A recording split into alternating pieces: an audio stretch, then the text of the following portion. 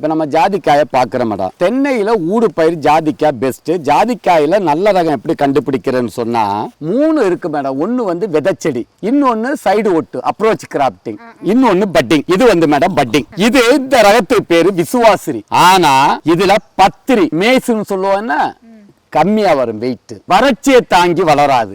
அப்ப நீங்க இதுல ஒரு ஜாதிக்காய் போட்டிருந்தா 2 வாழைக்கட்டை வச்சிருக்கணும். அடுத்து இனி நடுற இடத்துல இந்த விசுவாசிரி வைக்காதுங்க. இதுக்கு வறட்சியை தாங்கி நல்லா பத்திரி போயிட்டு வரணும்னு சொன்னா கடுக்கா மாக்கன். அப்ப உங்களுக்கு 350 தென்னை மரம் இருந்தா 400 தென்னை மரம் இருந்தா 400 ஜாதிக்காய் நடுங்க. ஒரு 1500 வாழை போடுங்க.